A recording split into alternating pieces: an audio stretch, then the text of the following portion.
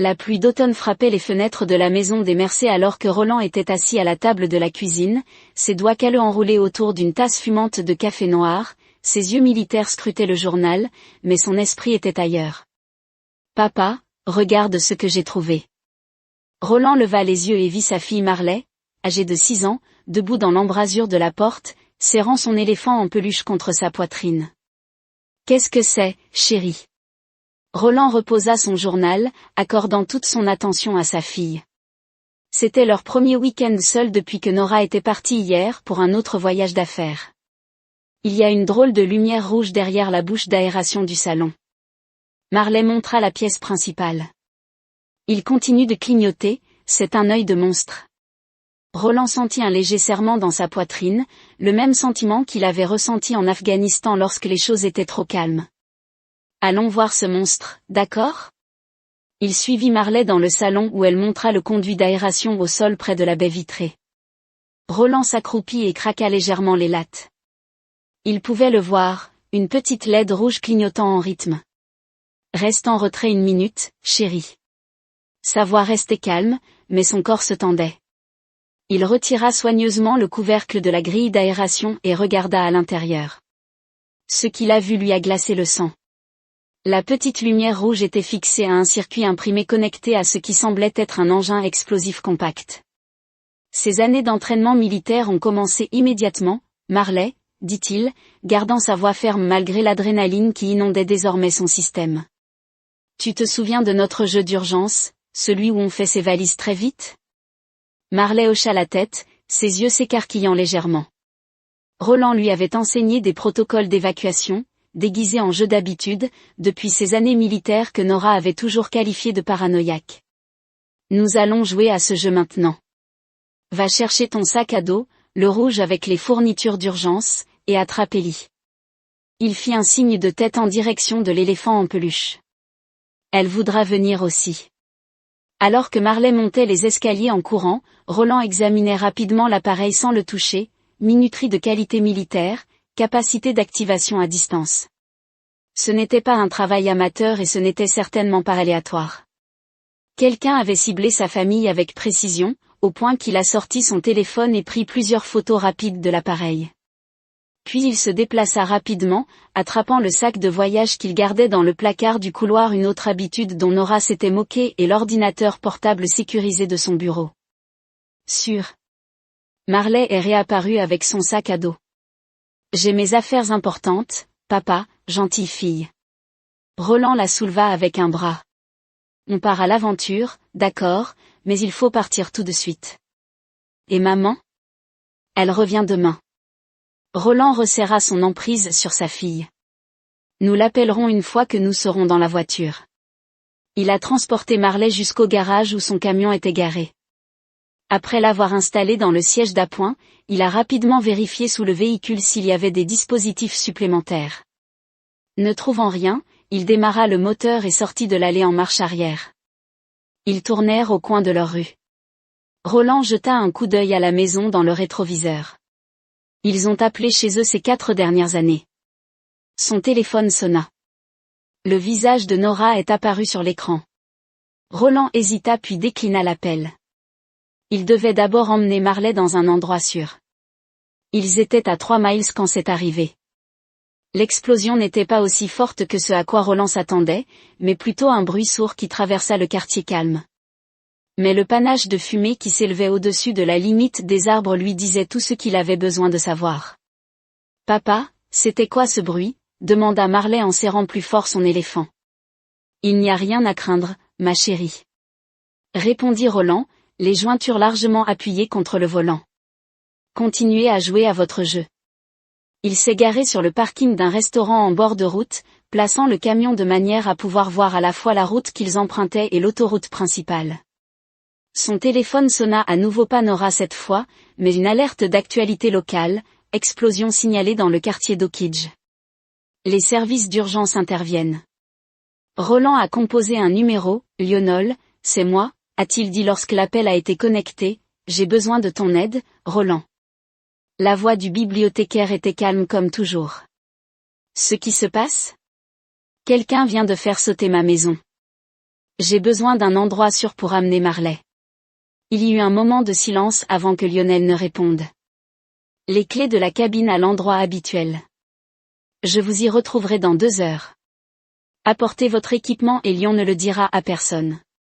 Roland a mis fin à l'appel et a jeté un coup d'œil à Marley dans le rétroviseur. Elle fredonnait doucement, dessinant avec son doigt des motifs sur la vitre embuée. Il devait assurer sa sécurité.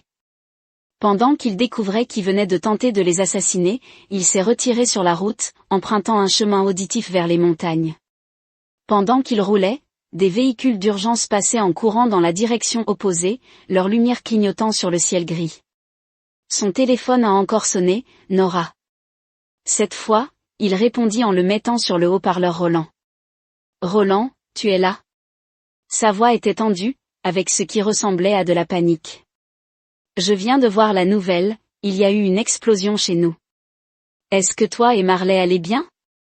Roland rencontra le regard de sa fille dans le miroir, mettant un doigt sur ses lèvres. Nous allons bien, dit-il catégoriquement. Nous n'étions pas à la maison. Oh, Dieu merci.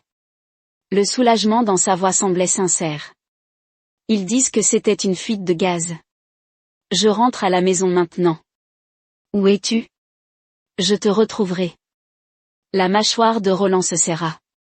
Ce n'est pas nécessaire, nous sommes en sécurité. Je te contacterai quand j'en saurai plus. Roland, s'il te plaît, je dois me concentrer sur la conduite, Nora, je t'appellerai plus tard. Il a mis fin à l'appel. Est-ce que maman Marley a demandé? Oui, chérie, elle s'inquiétait pour nous.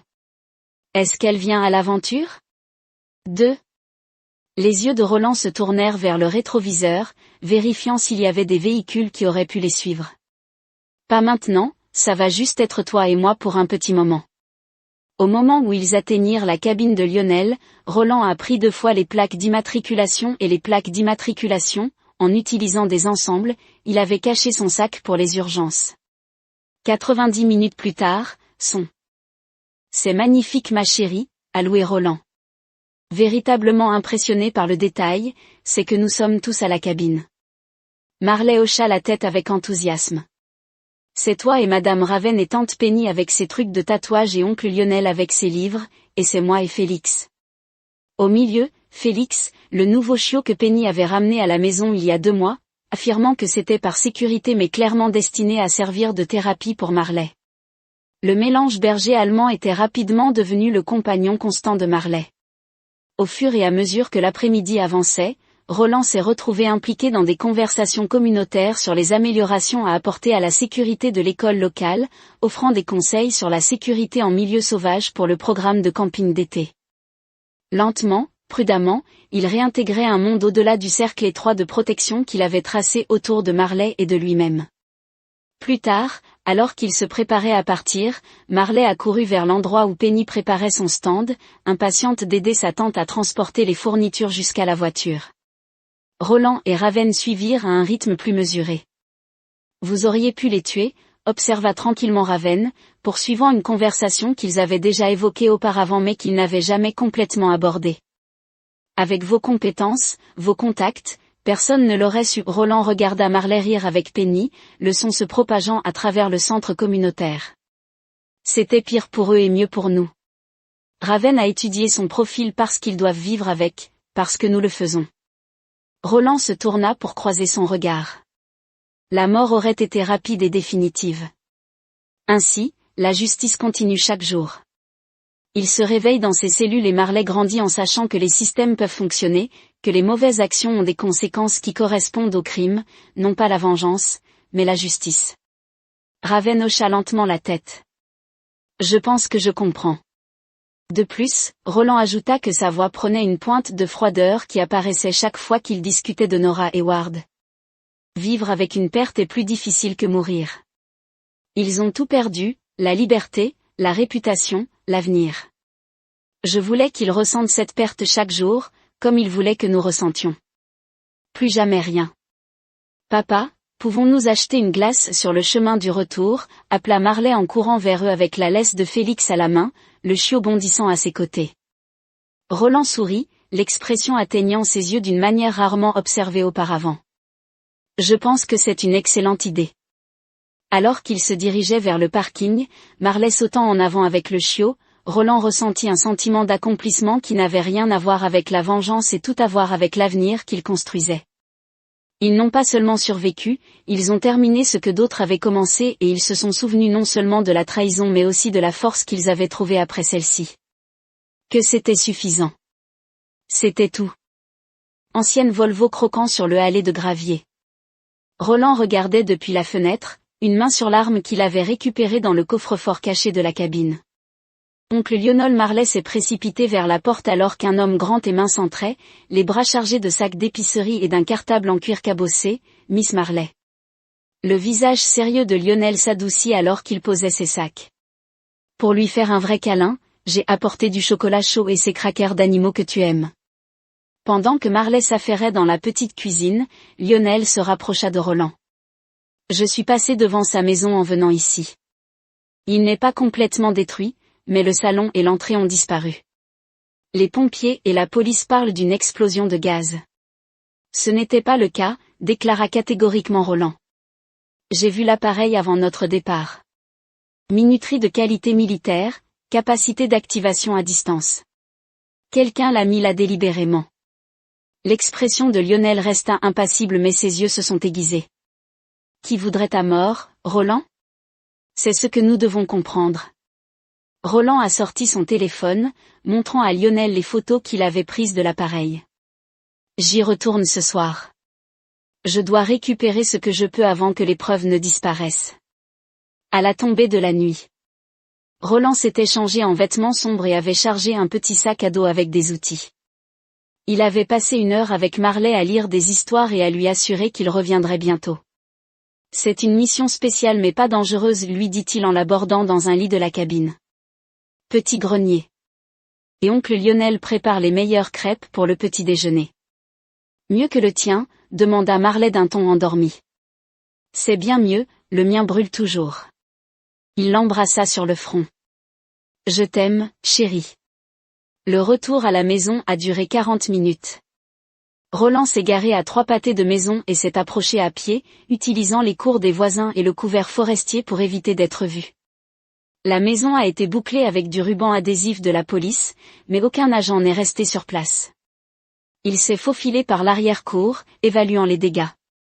La façade de la maison a été détruite, mais les pièces du fond sont restées en grande partie intactes. À l'aide d'une petite lampe de poche, Roland traversa la cuisine jusqu'à ce qui restait du salon. L'explosion avait été centrée exactement à l'endroit où il avait vu l'engin calculé pour tuer quiconque dans cette pièce mais pas pour raser toute la maison. Il ne s'agissait pas de destruction de biens, mais d'élimination de personnes. Lui et Marley. Roland a travaillé méthodiquement, collectant des fragments de l'épicentre. Parmi les débris, il trouva ce qu'il cherchait, un circuit imprimé partiellement fondu. En se rendant à son bureau à domicile, il a découvert que la porte avait été ouverte de force, même si elle ne semblait pas touchée par l'explosion. Ses fichiers verrouillés avaient été fouillés et un serveur sécurisé où il conservait les images de sécurité de son domicile avait été falsifié, les enregistrements de la semaine dernière complètement effacés. Seules 2 personnes disposaient des informations d'identification nécessaires pour accéder à ce système à distance, lui-même et Nora. L'aube se levait. Alors que Roland retournait au chalet, Lionel était déjà réveillé, son ordinateur portable ouvert sur la table à manger rustique. « Trouver n'importe quoi ?» a-t-il demandé. Alors que Roland plaçait les fragments du circuit imprimé devant lui, les images de sécurité ont été effacées à distance. Quelqu'un ne voulait pas qu'on le voie entrer dans la maison. Roland ôta sa veste. « J'ai besoin que vous analysiez ces fragments, voyez si vous pouvez retracer les composants. » Le bruit de petits pas dans les escaliers les interrompit. Marley est apparu tenant son éléphant en peluche. « Papa, tu es revenu. » Roland la rattrapa alors qu'elle sautait dans ses bras. « Je t'avais dit que je ne le ferais pas. Je tiens toujours mes promesses. Tu as manqué à Ellie. » Elle poussa l'éléphant vers lui. Elle a continué à parler toute la nuit. Roland prit la peluche et sentit quelque chose de dur à l'intérieur. L'a-t-elle fait? Qu'est-ce qu'elle disait, dit-elle. Elle a un secret, Marley baissa la voix jusqu'à murmurer. Maman l'a mis en elle avant de partir. Le sang de Roland se glaça. Il tâta soigneusement les coutures de l'éléphant et trouva une petite ouverture qui avait été récemment fermée par une couture. À l'intérieur se trouvait un petit objet dur. « Marley, pourquoi n'aides-tu pas oncle Lionel avec les crêpes qu'il a promises ?» Roland a suggéré de garder une voix légère.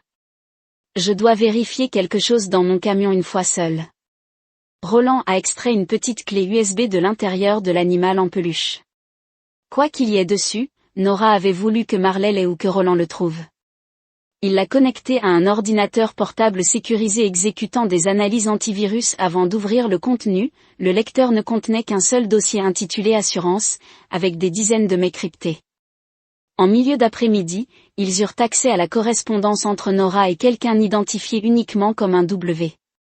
Le courriel le plus récent fit tourner l'estomac de Roland. « Nous n'avons besoin que de quelques heures, puis c'est fait. Il ne survivra pas et la fille le présentera comme un incendie. C'est la seule façon pour l'horodatage de dater du matin. » Nora laissa Roland regarder l'écran, une rage froide grandissant en lui. Sa femme l'avait non seulement trahi, mais elle envisageait de l'assassiner ainsi que leur fille. « You, marmonna-t-il. Nous devons découvrir qui c'est. »« J'y travaille déjà, » répondit Lionel, ses doigts bougeant sur le clavier. « Mais, Roland, tu dois te préparer. Elle n'est qu'une cible. » Cette nuit-là, après que Marley se soit couché, Roland et Lionel ont étalé le contenu de la clé USB sur la table à manger de la cabine. Des emails imprimés, des relevés financiers et des fragments de conversation racontaient une histoire troublante. 1. Roland a étudié un échange particulièrement énigmatique. La contingence est en place. Pendant que j'apprenais à Marley à faire du vélo et que je planifiais notre voyage d'anniversaire, ma femme cherchait comment nous tuer. Lionel ajusta ses lunettes. Ils sont professionnels, il ne s'agit pas seulement de vous éliminer, il s'agit de couvrir les pistes financières. Roland a récupéré une copie de l'un des premiers emails ici. Nora mentionne la révision du contrat militaire qui doit être lié à son travail chez Stra SEC, l'entrepreneur en sécurité où elle a été promue stratège senior l'année dernière.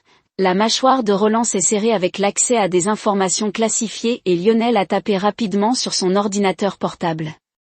Connu contrat militaire, l'écran de l'ordinateur rempli de points de données. Formant un schéma clair de corrélation. Ça y est, dit Lionel d'un air sombre, chaque transfert majeur suit d'exactement 14 jours l'annonce d'un contrat Stra SEC. Il détourne les contrats de sécurité militaire.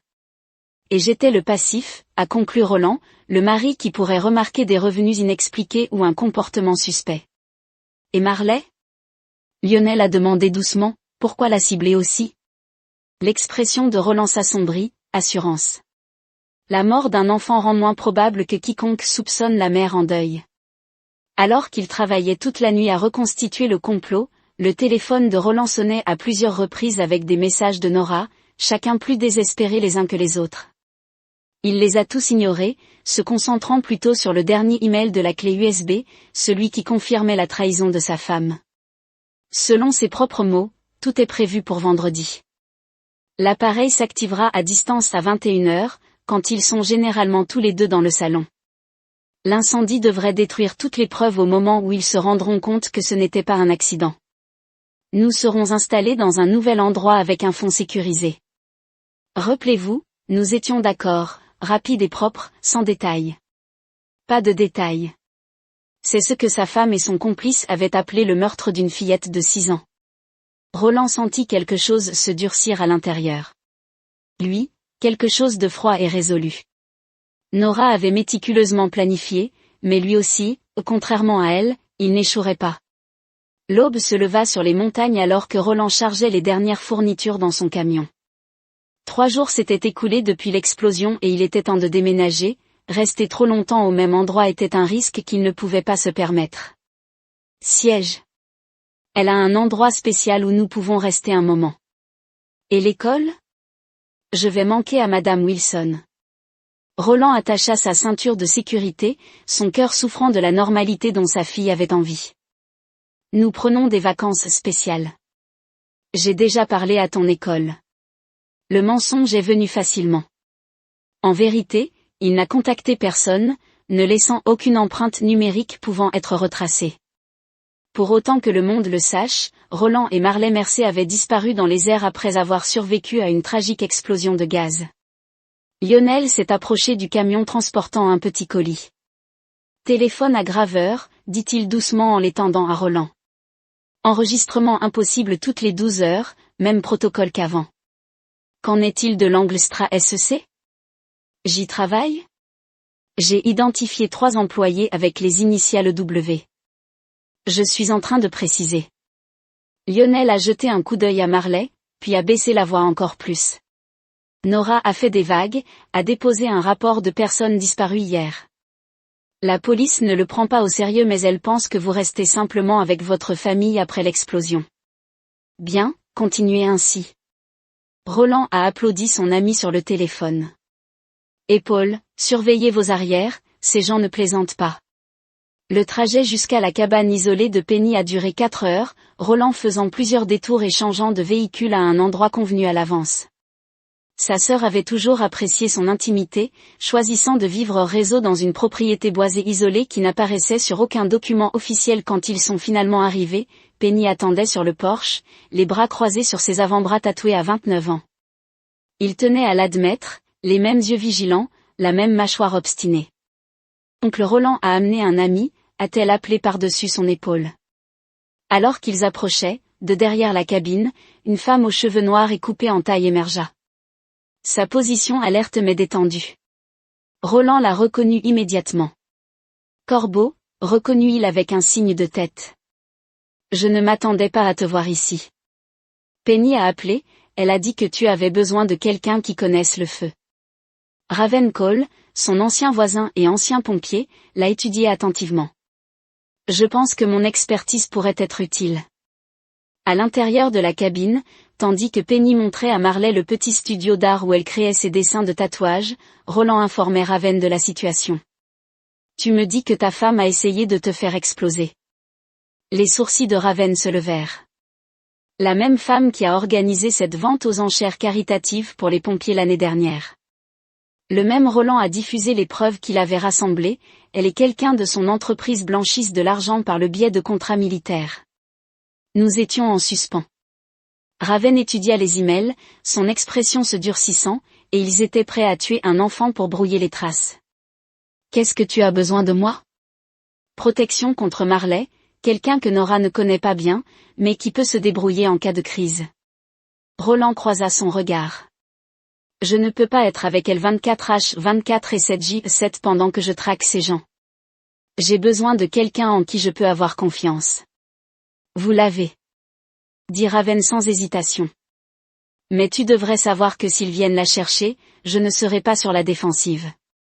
Je compte le dessus. Roland se tourna tandis que Penny et Marley revenaient. Et, chérie, as-tu vu les dessins de tante Penny? Marley hocha la tête avec enthousiasme. Elle va m'apprendre à dessiner des dragons. Puis-je, papa, s'il te plaît, bien sûr, Roland se força à sourire. Pourquoi ne prépares-tu pas tes coloriages pendant que je parle à tante Penny 1 minute? Une fois Marley occupée, Roland écarta sa sœur. J'ai besoin que tu lui enseignes plus que les dragons, les protocoles de contre-surveillance que nous avons appris quand nous étions enfants en font des jeux dont elle se souviendra. L'expression de Penny devint sérieuse. Elle a 6 ans, Roland, et quelqu'un a essayé de la tuer il y a 3 jours. Sa voix était tendue. J'ai besoin qu'elle soit préparée, pas effrayée. Tu sais comment faire ça. Ce soir-là, alors que Roland se préparait à partir. Marley s'agita, tu ne peux pas y aller, papa. Tu as promis que nous resterions ensemble, son petit visage se plissa de peur. Roland s'agenouilla devant elle, lui prenant les mains dans les siennes. Rappelez-vous quand nous parlions de braves chevaliers qui partent en quête. Parfois ils doivent quitter le château pour combattre le dragon, mais ils reviennent toujours. Mais que se passe-t-il si le dragon vous fait monter les larmes aux yeux? Alors vous serez en sécurité avec tante Penny et Miss Raven. Mais cela n'arrivera pas, il lui tapota la poitrine juste au-dessus de son cœur. Je serai toujours là, même si tu ne peux pas me voir, et je ne t'ai jamais rompu une promesse, n'est-ce pas? Marley secoua la tête en reniflant, dessine ce dont tu te souviens, d'accord, toutes les choses que tu as vues et entendues. Comme nous l'avons pratiqué. C'était plus que du confort. C'était une stratégie. L'étrange mémoire de Marley pour les détails l'avait toujours étonné et compréhensif. L'expression de Marley devint solennelle, comme celle de la boîte noire. Maman a donné à un homme. Roland se figea. Quel homme, chérie, le grand homme qui est venu chez nous quand tu enseignais en classe. Maman lui a donné une boîte noire et lui a dit, c'est fini maintenant. Marley pencha la tête. Elle avait l'air triste après ne pas savoir. Je regardais depuis les escaliers. C'était quand? Roland a gardé sa voix calme, même si son pouce est accéléré avant qu'elle parte en voyage le jour où nous avons mangé une pizza pour le dîner 2 jours avant l'explosion. Roland croisa le regard de Raven par-dessus la tête de Marley, voyant ses propres soupçons confirmés dans son regard.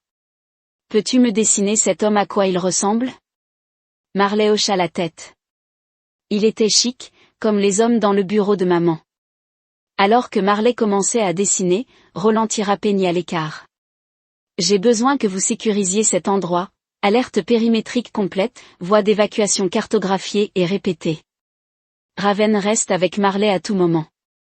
Et où chasseras-tu? Roland répondit d'une voix froide, en commençant par SC. Le bureau exigu de Lionel, à l'arrière de la bibliothèque municipale, sentait les vieux livres et le café fraîchement moulu. Des cartes et des imprimés couvraient toutes les surfaces disponibles et 3 écrans d'ordinateur affichaient divers flux de données. 3 SAP chez SC. Lionel a expliqué en désignant les profils des employés, Edward Winters, compte créditeur, Elizabeth Walters, ressources humaines et Elia Ward, opérations stratégiques. Roland étudia le service des photographies. Il a dit, enfin, je l'ai déjà vu lors de réception dans l'entreprise. Je le pensais aussi. Lionel a ouvert un autre écran. Son parcours est intéressant, ancien entrepreneur militaire avec une vaste expérience internationale, spécialisé dans la résolution de problèmes pour des clients de grande valeur. C'est le discours des entreprises pour éliminer les obstacles. Roland a observé, quel est son lien avec Nora? Lionel hésita, ils sont proches, très proches. Il a ouvert un dossier contenant des photos de surveillance. Celles-ci ont été prises le mois dernier dans un hôtel de Seattle, pas exactement lors d'une réunion d'affaires. Les images montraient Nora et un homme grand et bien habillé entrant dans une chambre d'hôtel, sa main possessive sur le bas de son dos. Roland ressentit un étrange vide en les regardant, pas de jalousie ou de blessure, juste une confirmation de ce qu'il soupçonnait déjà, donc Nora et Ward sont autant amants que partenaires commerciaux, il semble que oui. Lionel a consulté les dossiers financiers et ils ont été occupés. Au cours des 18 derniers mois, environ 12 millions de dollars ont disparu via un réseau de sociétés écrans. La tendance suggère qu'il y a un détournement de contrats militaires classifiés, ce que Nora a élaboré et que Ward a mis en œuvre. Roland a étudié la piste de l'argent. Ces transferts nécessitent une double authentification. Les deux sont impliqués et ils en avaient besoin. Tu es parti parce que Lionel a évoqué un calendrier, parce que l'audit de sécurité annuel a lieu le mois prochain. Roland a fini de relier les points. SC serait tenu d'ouvrir complètement ses livres. Toute divergence serait signalée avec précision. Il manque de temps pour brouiller les pistes. Lionel a cliqué sur d'autres documents. Il y a plus. Ward a l'habitude d'éliminer les problèmes proprement. 3 lanceurs d'alerte d'entreprises précédentes sont morts dans des accidents peu de temps après avoir fait part de leurs inquiétudes concernant des irrégularités financières. Rien n'a jamais été prouvé. Et maintenant, au prochain accident, l'expression de Roland se durcit, qu'en est-il de ses ressources? A-t-il des gens qui pourraient aider à exécuter quelque chose comme ça? Un nom revient sans cesse, Victor Lam. Lionel arborait le profil d'un homme au visage dur et aux yeux froids. Ancien mercenaire spécialisé en extraction et élimination, travaille désormais comme consultant en sécurité pour la division projets spéciaux de SC. Roland a sorti le dessin de Marley, une esquisse étonnamment détaillée d'un homme de grande taille en costume. Ses traits, acérés et prédateurs même à travers des yeux d'enfant. Elia Ward était indubitable. Nous avons un motif, des moyens et une opportunité. Roland a déclaré, maintenant, nous avons besoin de preuves solides qui résisteront suffisamment au tribunal pour les faire tomber définitivement tous les deux. Ce ne sera pas facile. Ils ont bien couvert leurs traces, mais pas parfaitement. Roland a souligné une divergence dans les rapports financiers. Chaque système a des faiblesses. Nous devons juste trouver le leur. Ils travaillent à travers les connexions cartographiques nocturnes et planifient leur approche. Au matin, ils avaient les grandes lignes d'une stratégie. Ce n'est pas une question d'émotion, a expliqué Roland en épinglant des lieux sur une carte. C'est une question de précision. Nous étudions leurs mouvements, identifions des modèles, créons des pistes de preuves redondantes et nous coordonnons simultanément avec plusieurs agences. Tu pourrais simplement les tuer, observa doucement Lionel. Avec votre expérience, vous pouvez faire croire à un accident. Roland secoua la tête. La mort est trop rapide, trop propre. Je veux qu'ils perdent tout, leur liberté, leur réputation, leur avenir. Je veux qu'ils vivent avec les conséquences de ce qu'ils ont fait. Vengeance servie froide, Lionel hocha la tête. Ça va prendre du temps, pas trop. Roland consulta sa montre. Ils ont déjà commis leur première erreur. Ils m'ont sous-estimé. Ils en feront plus. Pendant 11 jours, Roland avait méthodiquement construit son dossier contre Nora et Ward. Pendant qu'il le croyait, distrait par le chagrin et la confusion, il suivait leurs mouvements, documentait leurs actions et posait des pièges pour révéler leur opération. Le mari émotif auquel il s'attendait paralysé par la trahison n'existait pas à sa place, se trouvait le tacticien froid et calculateur. Ses commandants militaires avaient apprécié un homme qui comprenait que l'émotion était l'ennemi de la précision. Le quartier des entrepôts était vide et silencieux dans la lumière d'avant l'aube, des bâtiments abandonnés se profilant sur le ciel gris. Roland se déplaçait silencieusement dans l'ombre, sa formation militaire étant évidente à chaque pas calculé. C'était le 5e endroit qu'il surveillait en 10 jours dans une propriété appartenant à l'une des sociétés de coquilles de verrues. Ce soir, sa patience avait été récompensée. À travers ses jumelles, Roland a observé un SUV noir s'arrêter devant le quai de chargement.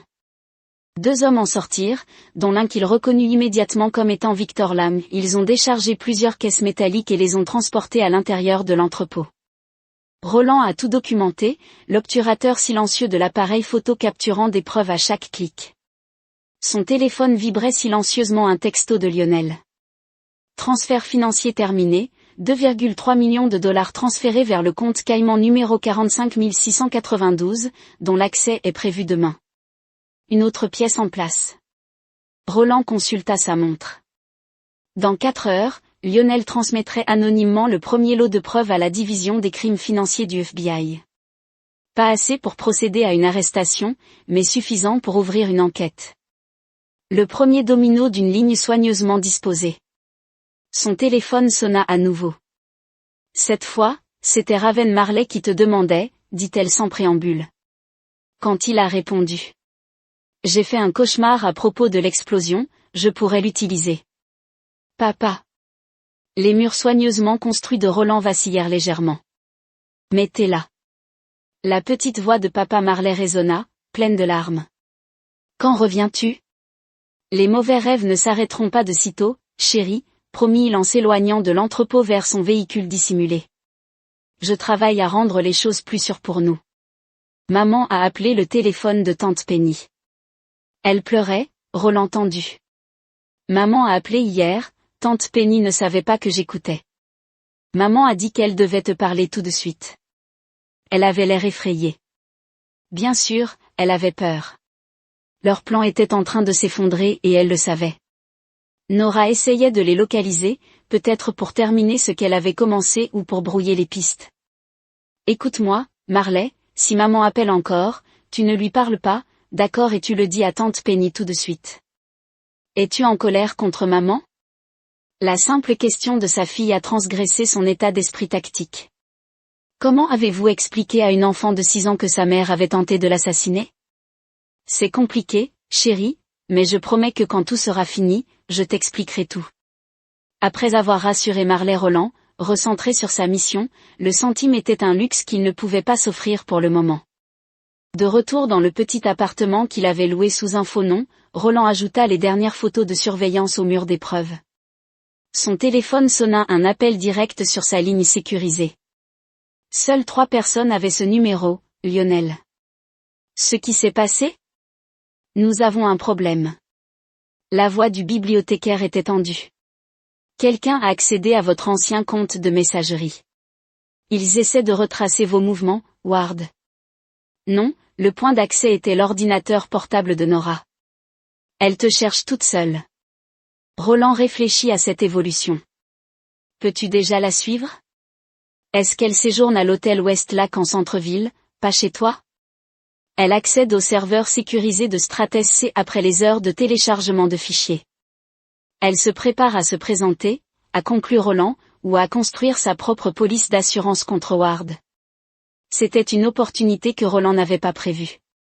Si Nora et Ward n'étaient plus totalement alignés, ils pourraient exploiter la division, continuer à la suivre, a-t-il ordonné, et accélérer le calendrier des preuves financières. Je veux que le FBI examine ses comptes d'ici demain. Qu'en est-il de l'exécuteur de Ward? S'il se sent acculé? L'âme pourrait devenir plus agressif pour vous retrouver, vous et Marley? La mâchoire de Roland se serra. Laissez-le essayer.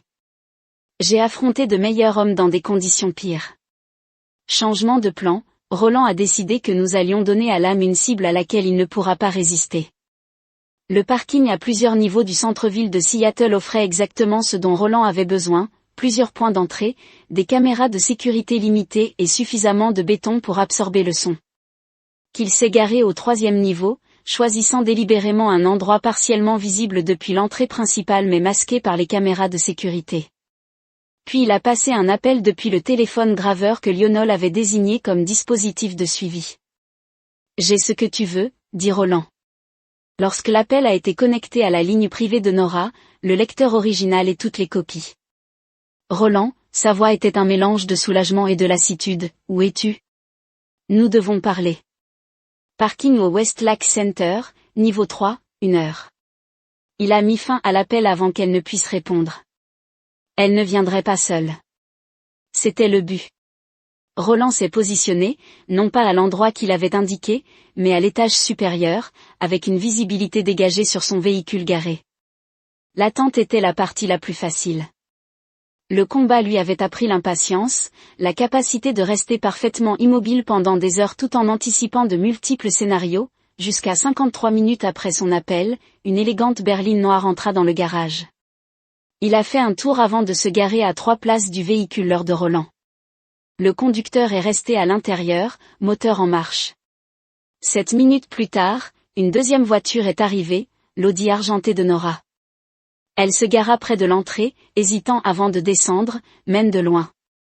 Roland pouvait voir la tension dans sa posture alors qu'elle scrutait le garage. Mais c'est le 3e arrivé qui confirma ses soupçons, Victor Lam, entrant à pied par la cage d'escalier. Se déplaçant avec l'efficacité pratiquée d'un prédateur, il s'est positionné derrière un pilier en béton, la main à l'intérieur de sa veste, là où une arme serait dissimulée. Ils avaient tendu un piège, sans se rendre compte qu'ils marchaient dans un piège, que Roland a activé le premier de ses appareils préparés, une petite impulsion électromagnétique qui désactiverait temporairement le système de sécurité déjà minimal du garage et tous les appareils de communication. À moins de 50 pieds, Nora s'est approchée du véhicule leur, criant timidement, « Roland, tu es là !» L'âme sortit de sa position et se dirigea vers la voiture vide. C'était le moment que Roland avait prévu. Il a déclenché le 2e dispositif, une série de flashs lumineux qui ont éclaté autour des véhicules garés, les désorientant, sans causer de dommages permanents.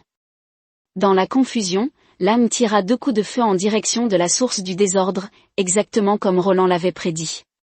Le chaos contrôlé a permis à Roland de se déplacer sans être vu jusqu'à son point de sortie prépositionné. Alors qu'il s'éloignait, il a activé le dernier élément de son plan, une petite caméra qu'il avait cachée plus tôt, capturant la présence armée de l'âme et les coups de feu non provoqués dans le garage. Au moment où le système de sécurité du garage a réactivé, Roland était à 3 pâtés de maison en regardant à travers un flux sécurisé alors que la police a répondu au rapport de coups de feu.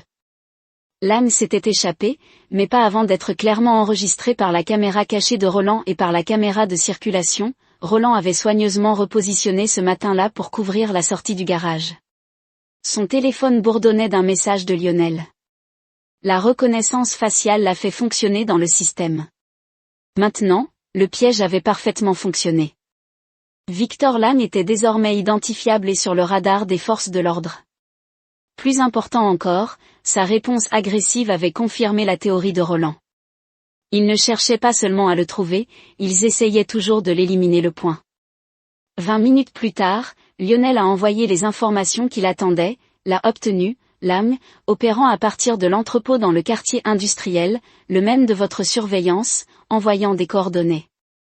Le nœud coulant se resserrait. Lang avait fait sa première grave erreur. Ce ne serait pas le dernier.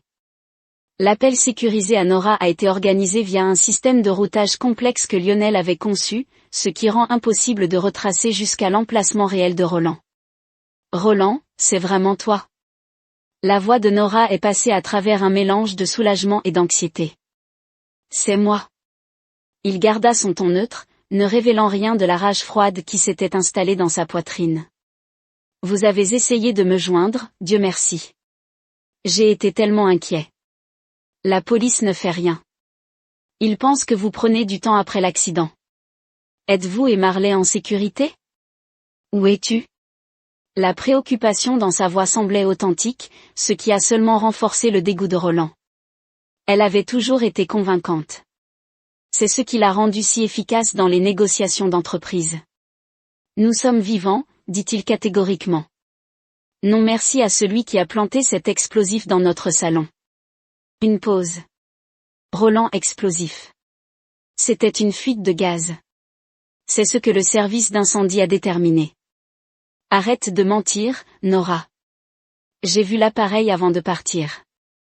Une autre pause, plus longtemps cette fois. Si c'est vrai, alors quelqu'un nous a ciblés. C'est encore plus la raison pour laquelle vous et Marley rentrent à la maison, où je peux vous protéger, nous protéger. Roland a permis un soupçon de son mépris pour montrer la façon dont vous protégez le dossier de Kingston. C'était un risque ou une référence calculée à un fichier qui n'existait pas. Mais si Nora était impliquée dans la tentative de leur vie, elle serait hypersensible à toute mention de preuves potentiellement incriminantes.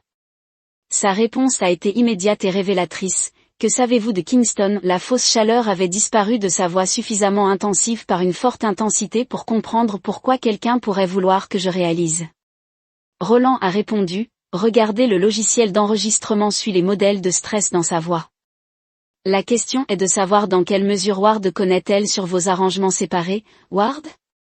Ward Elia. Elle a tenté de sembler confuse, mais le léger tremblement dans sa voix la trahissait.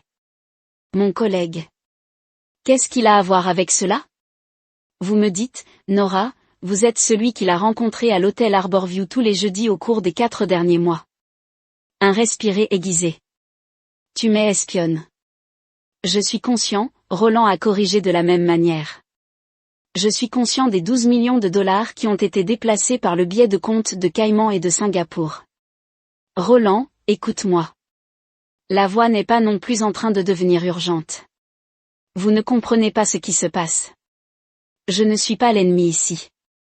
Il y a des choses que je dois expliquer en personne, comme pourquoi vous mettez un appareil explosif dans notre maison ou pourquoi vous avez dit à Ward que Marley était une victime acceptable. Quoi? Non. Le déni semblait vraiment horrifié, mais Roland avait depuis longtemps cessé de faire confiance aux performances de sa femme. Je ne blesserai jamais Marley. Jamais, Roland. Vous devez me croire comme je pensais que vous étiez en voyage d'affaires lorsque vous étiez réellement créé notre meurtre. Sa voix est restée calme, mais chaque mot a été bordé de glace. J'ai vu les emails, Nora, nous n'avons besoin que de quelques heures, puis c'est fait. Il ne survivra pas. Et la fille, nous allons l'encadrer en feu. Le silence s'étendait entre eux. Comment les avez-vous obtenus? Demanda-t-elle finalement, sa voix à peine au-dessus d'un murmure. Vous les mettez sur un lecteur flash à l'intérieur de l'éléphant farci de Marley. Aviez-vous des deuxièmes pensées? Ou était-ce juste une autre couche d'assurance? Ce n'est pas ce que vous pensez. La voix de Nora avait de nouveau changé, laissant tomber la prétention de l'innocence. J'avais besoin de preuves, de protection. Contre qui? Votre partenaire, les autorités, ou vouliez-vous simplement vous assurer que vous seriez le dernier lorsque tout s'est effondré? Vous ne savez pas de quoi Ward est capable. Siffla-t-elle. Qu'est-ce qu'il m'a obligé à faire? Je suis piégé, Roland, et je suis censé croire que vous êtes la victime. Le rire de Roland était court et cassant. La même femme qui a orchestré un programme complexe de blanchiment d'argent par le biais de contrats militaires, qui ont couché avec son co-conspirateur tout en planifiant le meurtre de sa famille. Ce n'était pas censé être comme ça. Nora a insisté. Il a commencé petit, simplement rediriger les fonds à partir de contrats trop étirés. Personne ne se blessait. Puis Ward en voulait plus et j'ai essayé de reculer. Elle s'est précipitée. Il vous a menacé, a fourni Roland, regardant attentivement la trajectoire de la conversation. Il a menacé Marley, a corrigé Nora. D'ici je n'ai pas aidé à terminer ce que nous avons commencé. Il s'assurait que j'ai tout perdu, y compris elle. C'était plausible. Ward avait le profil de quelqu'un qui utiliserait des menaces pour maintenir le contrôle. Mais cela n'a pas expliqué les emails. Selon les propres mots de Nora, la planification minutieuse à laquelle elle avait participé et l'appareil explosif pressé par Roland étaient également cette idée de W. Une hésitation qui lui a tout dit. Roland, s'il vous plaît, j'ai besoin de vous voir pour expliquer correctement, face à face, afin que vous puissiez terminer ce que vous avez commencé, afin que je puisse protéger ma fille. La voix de Nora craque. J'ai fait des erreurs terribles, mais je n'ai jamais voulu que vous blessiez l'un de vous blesser le lecteur flash. Je l'ai donné à Marley parce que je savais que vous le trouveriez. Si quelque chose m'arrivait, c'était une assurance contre Ward, pas vous. Roland l'avait assez. Que Nora disait une vérité partielle ou créait un autre mensonge élaboré, son implication a été confirmée par ses propres mots. Si vous voulez protéger Marley, vous rendre, avouer tout sur l'argent blanchi, l'implication de Ward, tout cela. Ils m'arrêteront, a-t-elle protesté. Je vais perdre tout ce que vous avez déjà, a déclaré Roland froidement. La seule question maintenant est de savoir si vous faites face aux conséquences avec un peu de dignité ou si vous descendez avec Ward lorsque tout s'effondre. Roland, encore une chose, il a interrompu. Si quelque chose arrive à Marley, si Ward ou son peuple s'approche d'elle, je vous tiendrai personnellement responsable. Et, Nora, tu sais de quoi je suis capable. Il a mis fin à l'appel, la menace suspendue dans les airs entre eux. La conversation avait confirmé ses soupçons. Nora essayait de se distancier de Ward, se préparant peut-être à le blâmer outrièrement pour leur crime, mais son glissement sur l'appareil explosif avait révélé sa complicité hors de tout doute. Roland a transmis l'appel enregistré à Lionel, ajoutant, elle court effrayée. Accélérer la chronologie. Il est temps de mettre fin à cela. Le siège de Strasek a occupé 15 étages d'une tour de verre brillante au centre-ville de Seattle. Ce matin particulier. La salle de conférence principale au dernier étage était prévue pour une présentation majeure, le briefing annuel de la sécurité de Stratesk aux clients militaires et gouvernementaux potentiels. Du timing parfait pour ce que Roland avait prévu. De son poste dans un immeuble de l'autre côté de la rue, Roland a regardé à travers des jumelles de grande puissance tandis que la salle se remplissait d'officiers non formés, de fonctionnaires du gouvernement et de dirigeants d'entreprises. Nora était là impeccablement vêtue d'un costume de charbon de bois, son sang-froid ne trahissait rien de sa détresse récente. À côté d'elle se tenait Elia Ward, grande et confiante, sa main touchant parfois son coude dans un geste qui pourrait sembler favorable aux observateurs, mais que Roland reconnaissait comme possessive. Équipe en position. Roland a demandé à son unité de crime financier sécurisée et calme du lac FBI entrant dans le bâtiment maintenant que Lionel a confirmé de sa position dans un van de surveillance à 2 pâtés de maison. 6 agents plus Digital Forensic Team. Ils ont les mandats pour tous les serveurs STRA-SEC et les appareils personnels de Ward. Les représentants d'Interpol présentent à la conférence en tant qu'observateurs. Ils se coordonnent avec le FBI pour les médias internationaux. L'équipe d'investigation du Canal 4 arrivant en 3 minutes. Un conseil anonyme sur les crimes financiers majeurs dans un éminent entrepreneur en sécurité était trop juteux pour ignorer. Tout était en place, l'aboutissement de 2 semaines de planification méticuleuse, de collecte de preuves et de fuite stratégique aux bonnes autorités. Activation de la phase 1, Roland a déclaré, appuyant sur un bouton de son ordinateur portable. De l'autre côté de la rue, les écrans surdimensionnés de la salle de conférence de Stratesk se sont soudainement scintillés. Au lieu de l'imagerie d'entreprises planifiées, ils ont montré des dossiers financiers, des échanges de courriels et des confirmations de transferts, toutes les preuves de l'opération de blanchiment d'argent de Ward et de Nora à nu devant les représentants militaires et gouvernementaux rassemblés. À travers ses jumelles, Roland a regardé la pièce éclater dans la confusion. Ward s'est précipité pour le panneau de commande, mais il était trop tard. Le système avait été verrouillé par l'accès à distance de Lionel. Le visage de Nora était devenu pâle, son sang-froid s'effondre alors qu'elle reconnaissait exactement ce qui était affiché. Phase 2, Roland a instruit. Dans la salle du serveur Strati SC, 12 étages ci-dessous, la chapelure numérique soigneusement plantée activée. Chaque appareil du réseau a reçu la même preuve indéniable qui venait d'être affichée dans la salle de conférence. Simultanément, les mêmes informations ont été transmises aux appareils personnels de chaque membre du conseil d'administration, client majeur et partenaire financier de Strata CC. L'équipe du FBI a atteint le sol de la conférence. Lionel a rapporté que les agents Interpol se déplaçaient vers des positions sécurisées. La camionnette des nouvelles de Channel 4 vient de s'arrêter à l'extérieur de l'entrée principale. Roland a regardé les portes de la salle de conférence s'ouvrir et les agents fédéraux sont entrés, dirigés par une femme au visage sévère dans un costume sombre. Les représentants militaires étaient déjà debout, les visages serrés avec colère et choc. La réaction de cette salle a été immédiate et désespérée. Il s'est précipité pour son téléphone, susceptible de déclencher un plan d'urgence, mais l'un des agents du FBI l'a intercepté. Nora, au lieu de résister, semblait s'effondrer dans une chaise, la tête dans ses mains. Victor Lam, Roland, a demandé, regardant toujours la scène se dérouler. L'équipe secondaire l'a appréhendé à l'entrepôt il y a 30 minutes. Lionel a confirmé qu'ils avaient trouvé tout à fait l'arsenal, y compris des composants correspondant à ceux de votre maison. Il ne parle pas, mais il n'en a pas besoin. Les preuves parlent de lui-même.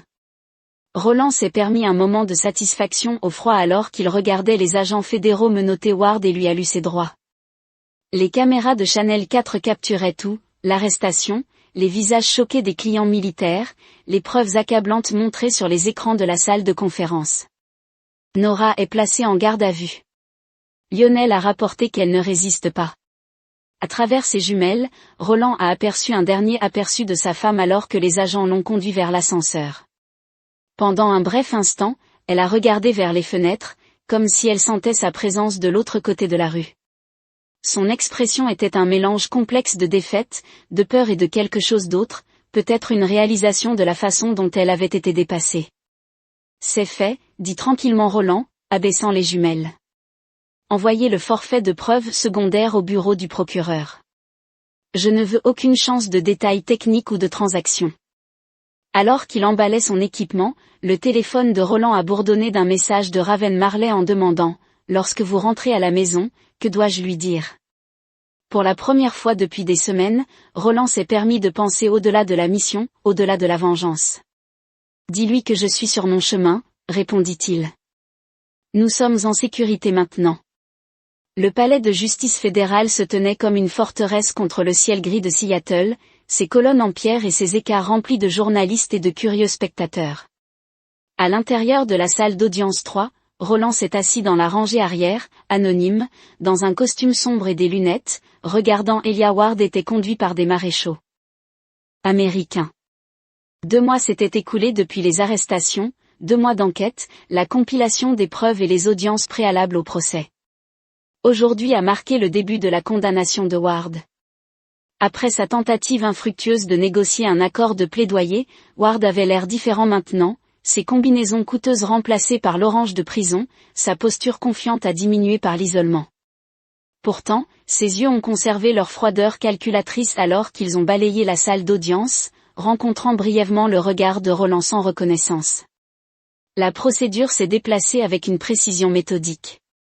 Le procureur a exposé l'étendue des crimes de Ward avec une clarté dévastatrice.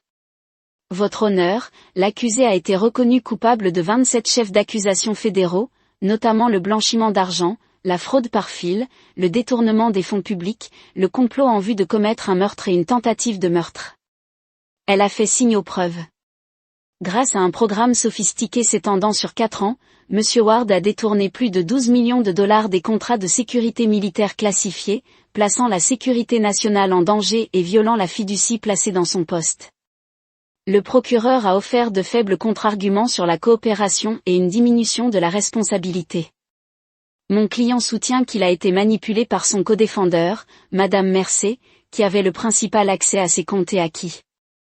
Le juge a interrompu son expression. Conseiller sévère. Les preuves montrent clairement les empreintes digitales numériques de M. Ward sur chaque transaction. Le jury a déjà rejeté cette défense. Alors que les recommandations de détermination de la peine étaient présentées, Roland a remarqué que Lionel se glissait tranquillement dans la salle d'audience, s'asseyant à côté de lui. Interpol vient de geler le dernier de ses comptes cachés à Macao, murmura Lionel. 3,2 millions. Son fonds d'urgence a disparu. Roland a légèrement acquiescé. OOD ses menottes secouent légèrement à vue des crimes de calcul et de faillite morale. Custodie du Federal Bureau of Prison pour un mandat de 150 années. Vous purgerez cette phrase à l'installation maximale administrative de Florence, Colorado, sans possibilité de libération conditionnelle. Un murmure a traversé la salle d'audience, ADX Florence, l'Alcatraz de la maison irakienne, les prisonniers fédéraux les plus dangereux, dans des conditions d'isolement et de sécurité extrême. De plus, vous avez condamné à payer une restitution d'un montant de 18 millions de dollars, représentant les fonds volés plus les dommages-intérêts. Le regard du juge était sans faille. Monsieur Ward, vous avez utilisé votre intelligence et vos compétences pour détruire des vies. Maintenant, vous passerez le reste de votre vie à réfléchir aux conséquences de vos actions. Alors que les maréchaux conduisaient Ward, ses yeux fouilla dans la salle d'audience une dernière fois. Cette fois, Roland a permis à leurs regards de se rencontrer, en retirant pleinement ses lunettes dans un geste délibéré de révélation. La reconnaissance a traversé le visage de Ward, suivi d'un choc puis d'une haine froide. Roland tenait le regard sans expression jusqu'à ce que Ward soit escorté par la porte latérale. C'est la fin du quartier d'Ily. Lionel observa tranquillement en quittant le palais de justice. Du stratège d'entreprise au détenu Supermax, une chute assez. C'est exactement ce qu'il méritait. Roland a répondu sa voix, impartiale. Quelqu'un qui ordonnerait le meurtre d'un enfant ne mérite pas la lumière du jour ou la liberté. Cette nuit-là, alors que Roland a examiné les derniers rapports des médias sur la condamnation de Ward, son téléphone a sonné. C'était Raven. Marley a vu la nouvelle. Dit-elle sans préambule. L'un des enfants de l'école lui a dit que l'ami d'affaires de sa mère allait en prison pour toujours. Roland ferma brièvement les yeux. Qu'a-t-elle pris? Elle a des questions auxquelles je ne peux pas répondre pour vous. Je serai à la maison demain soir, promit Roland. Après la condamnation de Nora. Roland, la voix de Raven est devenue sérieuse. Vous avez votre revanche. Ward est terminé. Nora sera trop à un moment donné. Vous devez vous concentrer sur la guérison de votre fille, pas seulement la vendre. Le mot a frappé plus profondément que Roland ne voulait l'admettre. Pendant des mois, son objectif était singulier, éliminer la menace, punir la trahison. Mais Raven avait raison. Marley avait besoin de plus que de la sécurité. Maintenant, elle avait besoin de compréhension. Je sais qu'il a reconnu. Un jour de plus, puis c'est terminé. La salle d'audience de la condamnation de Nora était plus encombrée que les quartiers. L'histoire d'un dirigeant d'entreprise qui avait conspiré pour assassiner son mari et son enfant avait capturé l'imagination du public d'une manière que les délits financiers n'avaient pas seuls. Roland est arrivé tôt, s'asseyant dans la deuxième rangée où Nora serait certain de le voir. Cette fois, il n'a fait aucune tentative de déguisement de sa présence. Lorsque la porte latérale s'ouvrit et que Nora est entrée, escortée par des maréchals, la pièce se tait. Elle portait une robe grise simple au lieu d'une combinaison de prison, une petite concession de son équipe juridique pour la présenter plus avec sympathie. Ses yeux ont trouvé Roland s'élargissant immédiatement avec une émotion complexe qu'il ne pouvait pas déchiffrer complètement. Il a rencontré son regard régulièrement, son expression ne révélant rien de la tempête qu'il avait conduit pendant des mois. La procédure a commencé avec le résumé par l'accusation de l'affaire contre elle. Votre honneur, alors que Madame Mercé a plaidé coupable à des accusations réduites en échange de son témoignage contre Monsieur Ward, la gravité de ces crimes ne peut être sous-estimée, a commencé le procureur. Elle a activement participé au détournement de fonds contractuels militaires.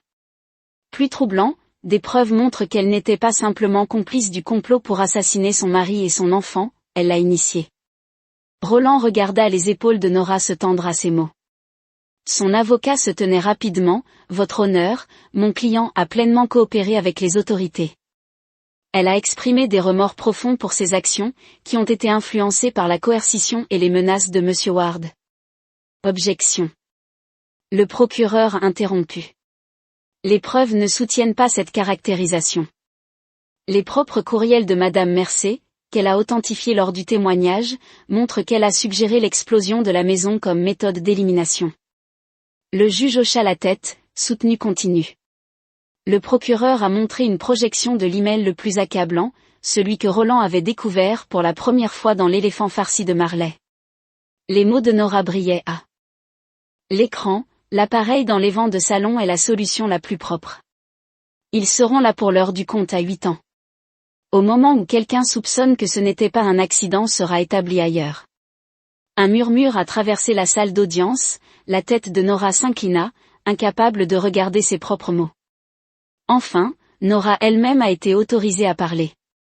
Elle se leva lentement, ses poignets menottés reposant sur la table devant elle. Votre honneur, a commencé, sa voix à peine au-dessus d'un murmure. Je ne peux pas défaire ce que j'ai fait. J'ai trahi ma famille et violé tous les principes que je prétendais défendre. Sa voix craqua légèrement. J'ai permis à la cupidité et à l'ambition de me corrompre complètement, au point où j'ai participé à un plan qui aurait tué mon propre enfant. Elle se tourna légèrement, regardant directement Roland. Aucune excuse ne peut jamais être suffisante. Aucune explication ne peut justifier mes actions. Je peux seulement dire que dans mes moments les plus sombres, j'ai essayé de laisser des preuves qui pourraient les protéger. Si je ne pouvais pas. L'expression de Roland est restée impassible. La campagne Flash avait en effet été la tentative d'assurance de Nora, mais contre Ward, pas pour la protection de sa famille. Les preuves ont clairement indiqué cela. J'accepte la phrase que le tribunal impose. Nora a conclu, sachant qu'aucune punition ne pouvait être égale à la douleur que j'ai causée ou à la confiance que j'ai détruite. Alors qu'elle s'asseyait, Roland a remarqué quelque chose à laquelle il ne s'attendait pas, l'absence complète de sa famille, les parents de Nora, sa sœur, ses amis proches. Avant de la livrer sentier.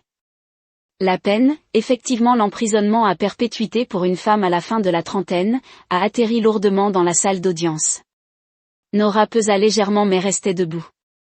De plus, le juge a poursuivi, vous êtes dépouillé de tous les droits parentaux concernant votre fille, Marley Mercé. La garde complète et permanente est attribuée à son père, Roland Mercé. À cela, le sang-froid de Nora s'est finalement brisé.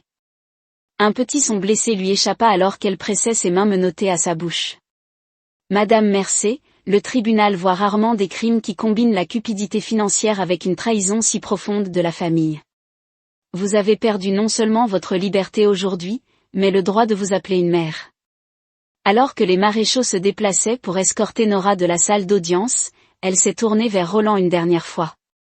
Leurs yeux se sont rencontrés à travers la pièce bondée, les siennes remplies de larmes, son froid et inflexible.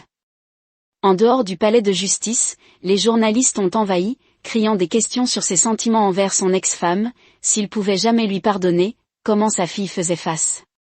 Roland les a poussés sans commentaire, Lionel faisant des interférences à ses côtés.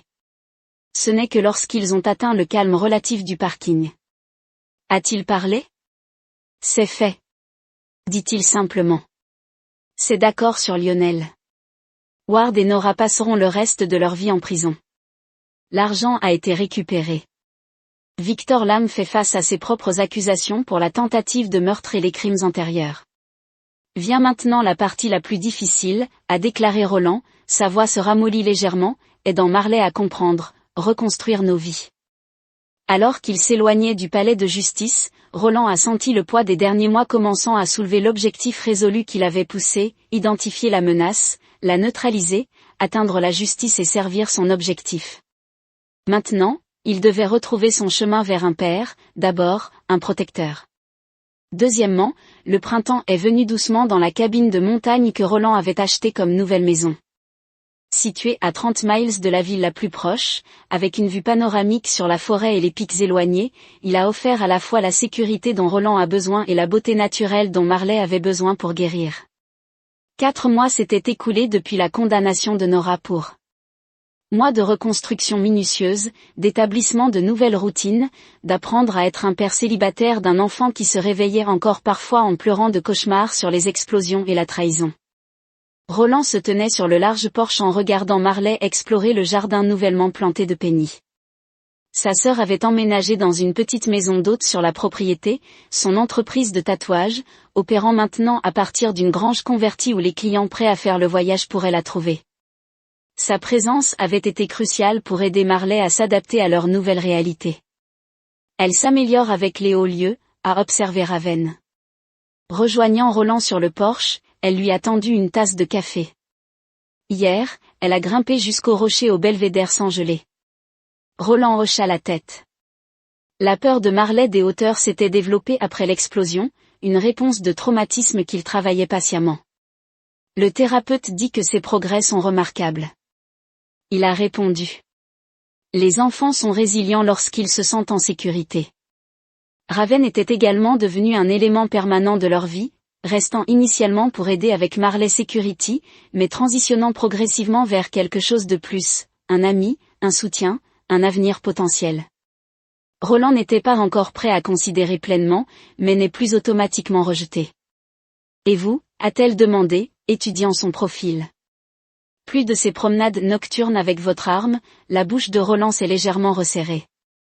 Elle l'avait rattrapé 2 fois au début, patrouillant le périmètre de leur propriété à 3 heures, vérifiant les systèmes de sécurité qui étaient déjà à la pointe de la technologie. Pas pendant quelques semaines, il a admis que le nouveau médicament aide. Le diagnostic du SSPT n'était pas surprenant. Entre ses antécédents militaires et le récent traumatisme, les cauchemars et l'hypervigilance étaient presque inévitables.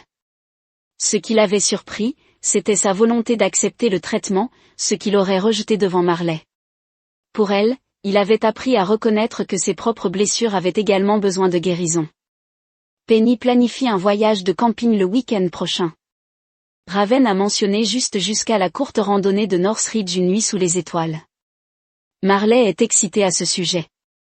Roland sourit légèrement. La formation sur la survie se poursuit davantage comme la formation normale des enfants, Raven a corrigé doucement, bien que Penny ait mentionné lui avoir appris à identifier les plantes comestibles et à construire un feu approprié. Bonne compétence à avoir, a affirmé Roland, mais sans l'intensité qui aurait coloré une telle déclaration il y a des mois. Ils ont regardé Penny montrer à Marley comment planter des graines de fleurs sauvages le long de la frontière du jardin. Le rire ravi de l'enfant transportant à travers l'air du printemps. Elle dessine à nouveau, a déclaré Roland après un moment. Pas seulement des souvenirs de nouvelles choses, des choses futures. Plus tard, après que Marley s'est couchée avec ses nouveaux livres, les adultes se sont rassemblés dans le salon. Lionel a placé un dossier sur la table basse. L'appel de Ward a été rejeté, a-t-il rapporté à l'unanimité. L'épreuve était trop écrasante. Il restera à ADX Florence pour le reste de sa vie. Roland a hoché la tête sans surprise. Et l'expression de Nora Lionel est devenue plus complexe. Elle coopère avec les enquêtes en cours sur la Strat-TESS, CCE, d'autres opérations. Apparemment, il y a plus d'activités illégales que nous avons été resserrés. Place. Elle ne sera jamais libre. 8 mois après la condamnation, la vie s'était installée dans un nouveau type de normes. Il a apporté le colis. Cela est passé par les canaux officiels. Lionel a expliqué en plaçant l'enveloppe scellée sur le bureau de Roland, entièrement dépistée et claire par les autorités pénitentiaires de Nora. Roland regarda l'enveloppe, son expression gardée. Qu'est-ce que c'est? Je ne sais pas. Ils l'ont vérifié pour quelque chose de dangereux, mais ils ne lisent pas la correspondance juridique. Après le départ de Lionel, Roland est resté à son bureau, l'enveloppe non ouverte devant lui. Une partie de lui voulait le brûler en rouge. Nora avait perdu le droit de communiquer avec lui au moment où elle a planté cet appareil explosif dans leur maison. Mais une autre partie, le tacticien, le stratège, savait que les informations étaient toujours précieuses, quelle que soit sa source. Enfin, il a soigneusement ouvert les limites. À l'intérieur se trouvait un seul document, une lettre non parfaite de Nora à Elijah Ward, datée de 2 jours avant l'explosion. Il avait été authentifié par les autorités pénitentiaires, qu'il avait vérifié contre d'autres échantillons de l'écriture de Nora dans Strass et ses records. Roland a commencé à lire « Ellie, je ne peux pas vivre cela, pas comme vous le souhaitez. Roland mérite la vérité, pas un accident qui lui enlève sa vie et ses filles. J'ai accepté les arrangements financiers, les contrats manipulés, même notre relation, mais je n'ai jamais accepté de meurtre, surtout pas Marley. Que je ne sais pas trop tard. Roland est beaucoup de choses, mais il n'est pas dérangé. Façon. Roland a posé la lettre, un mélange complexe d'émotions qui se retournaient en lui. Si cela était authentique et que l'authentification suggérait, c'était alors Nora avait connu des secondes pensées avant l'explosion. Pas assez pour l'arrêter, pas assez pour l'avertir, mais assez pour exprimer le doute. Cela a-t-il changé quelque chose? L'appareil avait toujours été planté, le plan avait quand même avancé. Que Nora ait des scrupules momentanés ou non, elle avait choisi Ward et de l'argent sur la vie de sa famille. Roland a soigneusement renvoyé la lettre à son enveloppe et s'est dirigé vers la cheminée. La partie rationnelle de lui a fait valoir que le document devait être préservé, déposé avec les autres preuves. Mais quelque chose de plus profond, quelque chose de brut et d'humain avait besoin de la finalité de sa destruction. Il regarda le papier attraper la flamme, curling et noircissement avant de se dissoudre dans les cendres. Quelle que soit l'hésitation momentanée, Nora aurait pu ressentir, quelle que soit la conscience tardive l'avait incité à écrire ces mots, cela n'a rien changé sur ce qu'elle avait fait. Cela ne lui a pas valu le pardon. La justice avait été rendue. Cela devrait suffire, des rires venant de l'extérieur attirèrent son attention. À travers la fenêtre, il pouvait voir Marley et Raven revenir de leur randonnée, tous deux portant de petits paniers de fleurs sauvages et de bailles. Marley parlait avec animation, ses mains bougeaient pour illustrer l'histoire qu'elle racontait, tandis que Raven écoutait avec un véritable intérêt. C'était ce qui comptait désormais, non pas les regrets trop tardifs de Nora ou l'emprisonnement de Ward, mais la vie qu'ils étaient en train de reconstruire à partir des décombres de la trahison.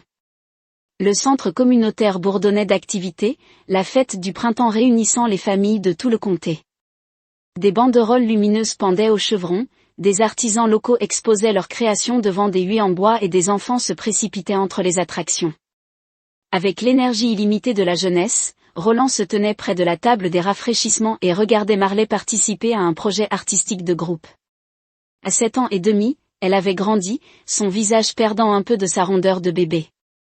Mais c'est le changement dans son comportement qui a marqué le véritable passage du temps, le sourire facile, la façon confiante dont elle interagissait avec les autres enfants, l'absence du regard hanté qui avait assombri ses yeux pendant si longtemps après l'explosion.